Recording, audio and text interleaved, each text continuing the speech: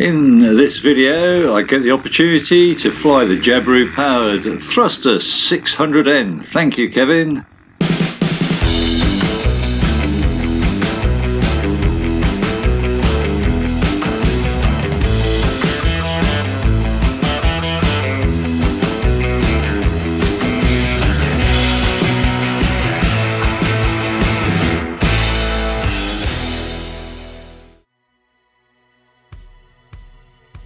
We need to switch that on, well, when we're ready. Yeah. Then there's a master switch here. Yeah. We'll switch the fuel pump on while we're in the circuit. Right. Below 1,000 feet. Yeah, I always, to be honest, I'll leave it on all the time. Right. I literally put a new filter on last Friday. Intercom and strobes, you can flick them on once you start it up, using battery power to start and nothing else. It literally starts by this, you flick through the mags, right, left, both, and then to start. That would be choke on, and that would be choke off.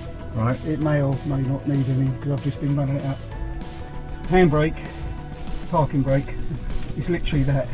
Yeah. And we shouldn't need it when you're stopping and landing, as you know, we roll with that. Yeah. Other than that, any other questions? Right. Carb heat. Once it's running, I'll tend to turn that on. Right. It doesn't hurt, does it?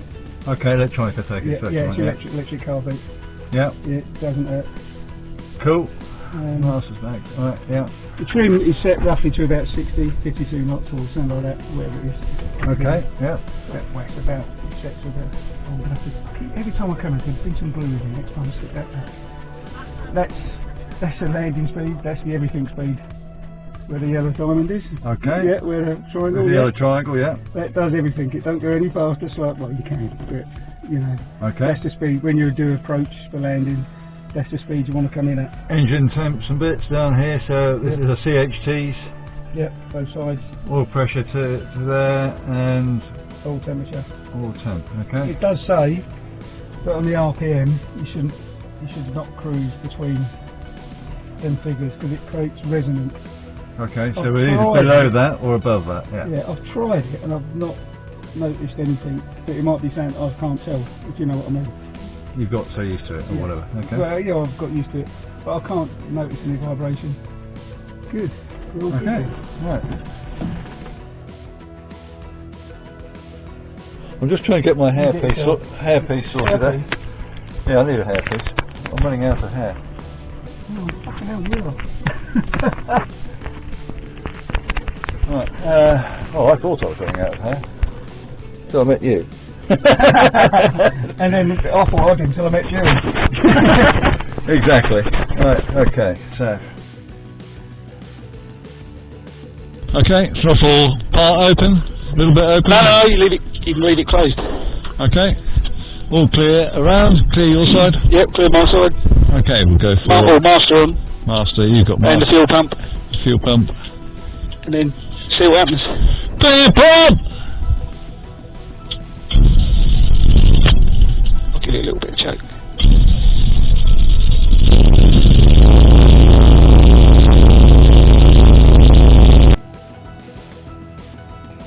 Yes, I don't really know why, but for some reason the microphone in the headset inside my earpiece seems to be picking up interference from somewhere, so unfortunately I couldn't use the audio, so you're going to have to put up with me talking over the top of this from now on.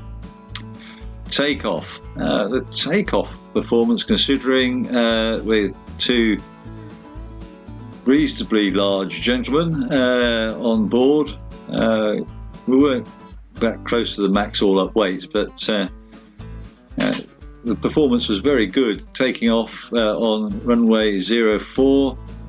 The wind wasn't particularly strong, and yet it still leapt into the air, pretty much like any other Microlight would be anticipated to do so.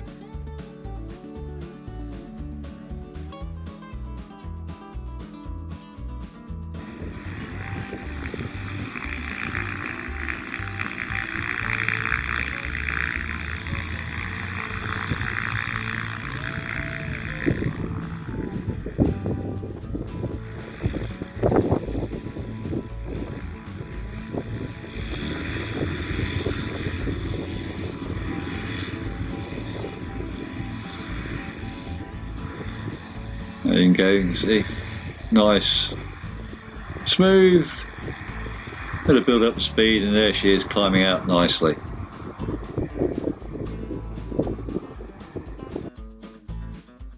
The thruster might look a bit quirky from outside, but in the air you don't really notice it at all.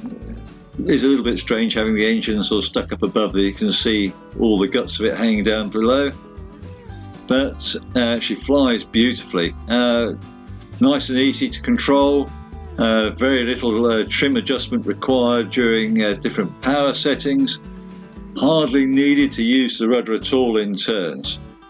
Cruising at 60-65 as we did, you're burning about 14 litres per hour, which is not too bad considering it's quite a draggy looking aircraft.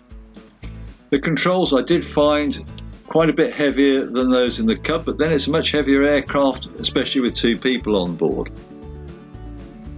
The viz looking outside was much better than I anticipated, although from my head camera point you will not see that quite as well because I am nearly 6'5". The 55 knots little triangle on the ASI is something you need to keep an eye on all the way through approach, almost to the point of actually having the tyres touch the ground. As I found out in my first landing attempt, it does get a little bit squirrely when you let it drop below that. And on the ground, she is a little bit pitchier than I'm used to as we're going over the undulations and things. But all in all, a great machine. And thanks again to Kevin for giving me the opportunity to try out this fantastic, fun, cheap to fly basic aircraft. Who wants more? And I'll quit the flight there on the grounds that the audio and visuals as cameras packed up is not good. Bye for now, thanks for watching. Thank you for watching. If you enjoyed the video, please hit the thumbs up. You can subscribe or even hit the little bell notification for future videos. Any comments would be appreciated and I'll try to get back to you as soon as I can. Remember, go fly and feel the sky.